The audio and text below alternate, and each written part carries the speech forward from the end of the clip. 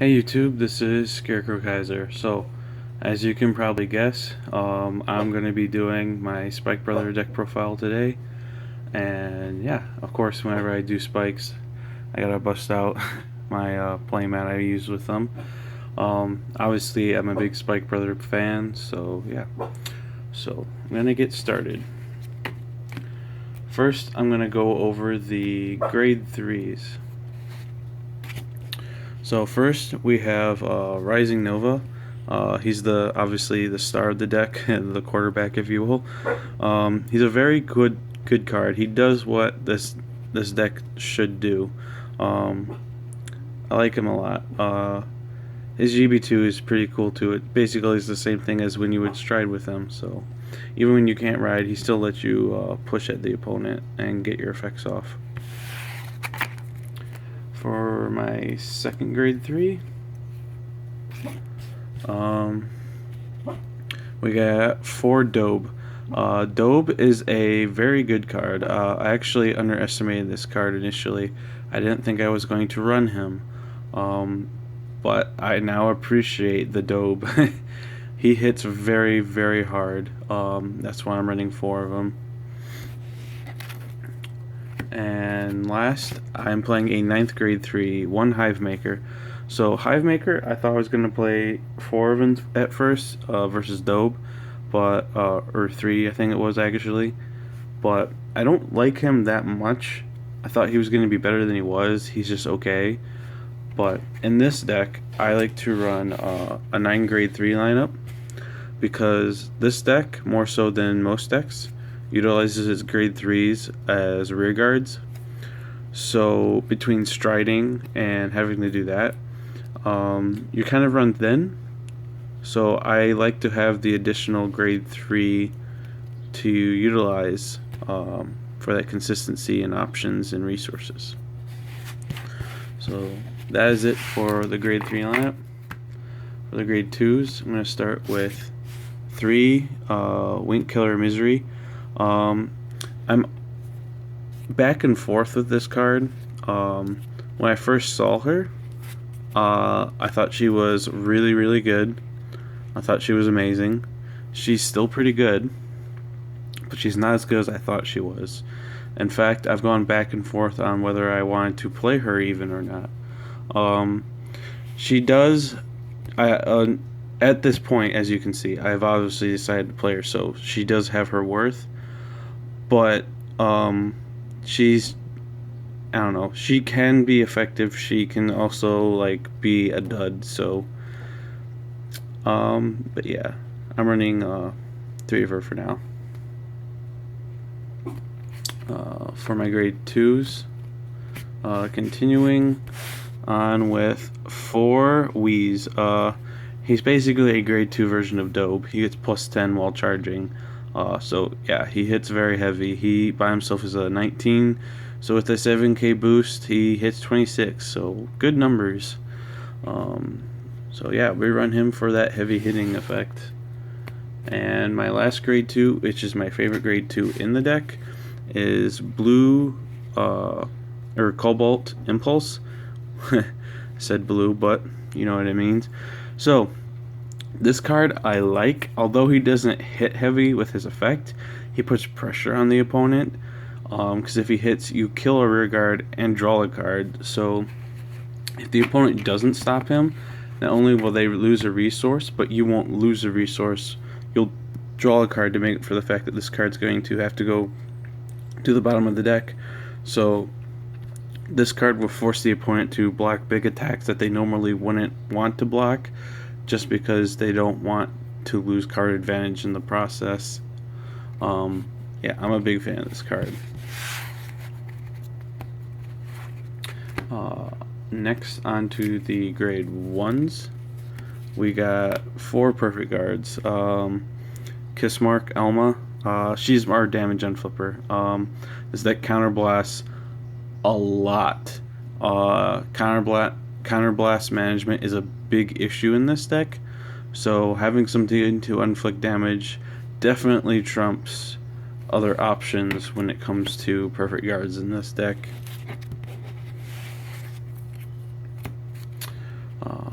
Next, we got 4 Acrobat, our grade 1 that lets us stride and can search out Rising Nova.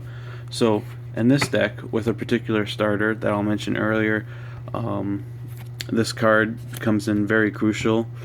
So I'll actually talk about that when I get back to the starter. So, but yeah, it's a stride deck. Obviously, we're gonna play 4. Then we have our 4 Frog Raider. This is arguably actually the best card in the deck. It restands when something with charge is placed in the same column as it, if your vanguards are rising. So this card can just boost over and over and over again in the same turn. And when you can put triggers on him and power up effects like from your grade 4s and stuff, he'll just keep restanding with those power boosts and continue boosting. And this is probably, you could say, the best card in the deck. Without this, the deck wouldn't be very good. So we played 4 of it. Although I've considered playing just 3 and stuff, but I'll get into that. So since we're running the 9 grade 3s, we only have a 13 grade 1 lineup. You really only need 1 grade 1 the whole game usually anyway, for the arguably, which is Frog Raider. For our last grade 1, I play 1 Medical Manager. I like the fact that he soul charges. He builds up for your end game push where you need lots of soul to finish them off and keep hitting them. So that soul charge can be very helpful.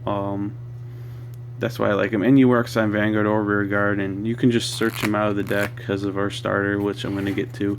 Starter plays a big role in this deck's consistency and such. So getting to that starter now, Mecha Trainer. I choose Mecha Trainer over the new guy, the new starter. The new starter is a very good card. I won't call it bad whatsoever. It's a totally legit card. But between the 2 options, the new guy, he lets you push harder and finish off the opponent better and do more combos and such, as well as he moves the soul. Trainer uses up your resources not quite as well because he's a counterblast, and this deck is very counterblast heavy, as well as he doesn't go to the soul. He gets retired. But the consistency that this card offers to the deck is why I feel like he's the better option of the 2. Because we're running, because this deck needs to ride to its proper grade 3 Nova, and we have 9 grade 3s. We're probably going to draw a grade 3 that we need so that we can ride. However, that doesn't mean it's Nova. Because we have Mecha Trainer here, we can always just on turn 2 Mecha Trainer, get the Acrobat, and the Acrobat can trade a grade 3 or whatever we need to do to make sure we get to the Nova. As well as we can make sure we get our Frog Raider. We can get a Perfect Guard if we want. We can go get that 1 of Medical Manager we have if we wanted to, even if we for some reason want one of our triggers so we can utilize its effect. Yeah, the consistency this card offers is what I like. I feel like the deck is already pretty aggressive, while the other starter helps with more aggression and such. I feel like in a deck that kind of tries OTK, consistency is very valuable. So for the triggers, we got 3 Silence Joker and 4 Liar Lips, so 7 crits.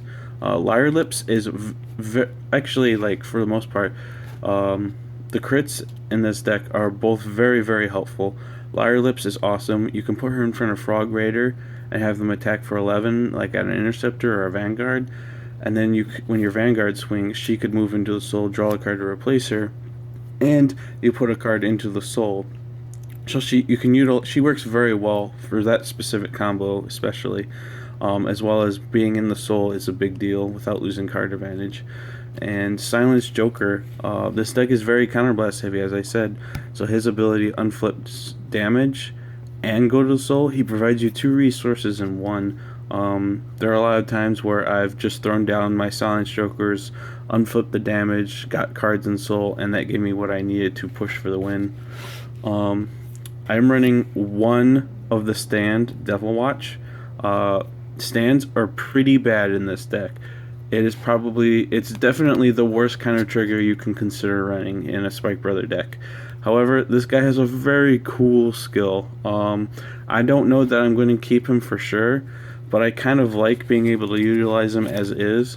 Because this deck toolbox is so much out of the deck, just running one of him seems fine to me. And the fact that he, while boosting or attacking, soul charges, unflips, and gets a boost, and then goes back to the deck, I like him. I utilize him a lot because he would be a free attack without losing resources. In fact, he sometimes nets you more resources. And then I play a little bit out of order here. 4 draws. I wanted to do more draws at first, like 6, but I found that the crits were so helpful with their effects, and they push the opponent into the corner anyway, that 4 seems fine to me. And then obviously we have our 4 heals. Now for the grade 4s. So I'm just gonna throw one of each out right here. So I play 1 Blizza, 1 Lily, 4 Miracle Ace, and then 1 Dirty. So Dirty is very cool, but you don't get to utilize him that often during your games. He doesn't come up every game. He comes up every now and then, but he's very good to do what he does. Lily is a good option. That's why I run 2 of her for a first stride or sometimes a mid-game stride. The fact that she can put pressure on the opponent and help you not lose card advantage in the process is what makes her so cool. I definitely like her. I'm glad they gave her as an option for a first stride rather than just the old one from Fighters Collection. But Blizza is also in here for a similar kind of reason. Blizza can make a good stride as well because he could hit them heavy, as well as he could get you to GB2 off of 1 stride, which you can also stride to Miracle Ace first to get to your GB2 right away. However, it's not usually very effective. It's kind of a waste. You can utilize the effect if you have the right combination of cards, but he's really not useful until you get to that GB3. In fact, this card is actually how you win most of your games. Once you get him as your second stride, that's usually when you're ready to try and push the opponent for the game. He combos extremely well with the Frog Raider because you can utilize him, and then every time something goes back, you can give the power boost to the Frog Raider, and you call another card with his Soul Blast, and then the Frog Raider stands up, and they attack, and then that card goes away, and then you power up the Frog Raider, and Soul Blast, call another card, Frog Raider restands. The Frog Raider and his boost effect with his call effect is a really good combo. If the Spike Brother player has a big hand and they're going for this combo, the game's definitely being decided that turn. Either they're somehow going to survive all those huge attacks and then the deck has no card advantage, or that barrage of heavily boosted attacks over and over again is going to game it. So yeah, this video's gone long enough, I think, but thank you for watching it and everything.